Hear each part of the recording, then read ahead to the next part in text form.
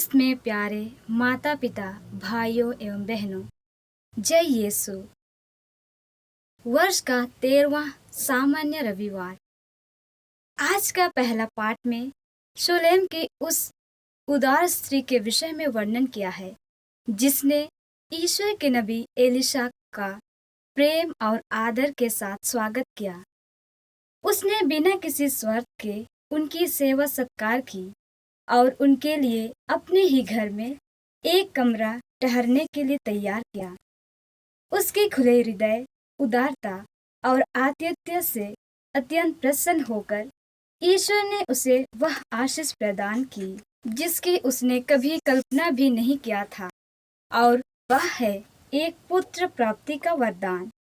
ईश्वर उनके कर्मों के फल प्रदान किया।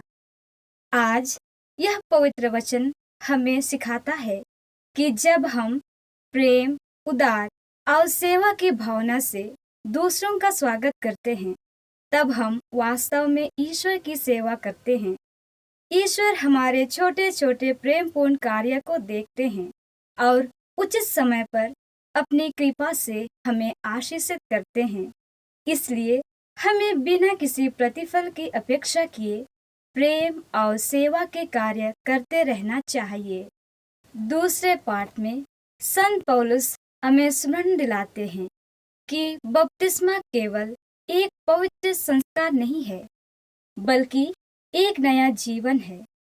बपतिस्मा में हमारा पुराना स्वभाव, पाप, स्वार्थ और अहंकार मसीह के साथ क्रूस पर मर जाता है और हम उनके पुनरुत्थान के जीवन में सहभागी बनते तथा प्रभु यीशु के शरीर का जीवित अंग बन जाते हैं।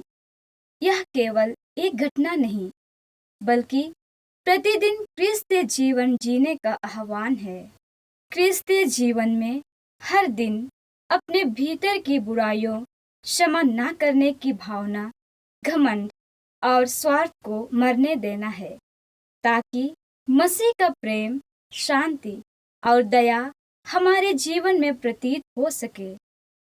यही पुनरुत्थान का वास्तविक अर्थ है। मृत्यु से जीवन, निराशा से आशा और पाप से अनुग्रह की ओर बढ़ना।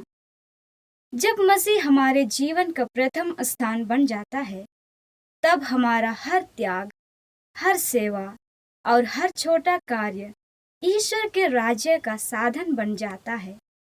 यही सच्चे शिष्यत्व और पवित्रता का मार्ग है। संत मत्ती रचित सुसमाचार में प्रभु यीशु कहते हैं, जो अपने पिता या अपनी माता को मुझसे अधिक प्यार करता है, वह मेरे योग्य नहीं।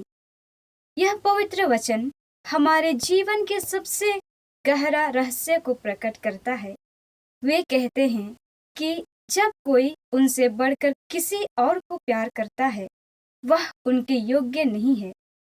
इसमें यीशु परिवार के प्रेम का विरोध नहीं करते, बल्कि बतलाते हैं कि हमारे जीवन में ईश्वर का स्थान सर्वोच्च एवं सर्वप्रथम होना चाहिए। जब हम प्रभु यीशु को प्रथम स्थान देते हैं, तभी हम अपने परिवार और संसार को सही मायने में प्रेम करते हैं, क्योंकि प्रेम का स्रोत और केंद्र ईश्वर ही है। मसीह के साथ पूर्ण और अविभाजित प्रेम का संबंध। यीशु हमें अपना क्रूस उठाकर उनके पीछे चलने के लिए बुलाते हैं।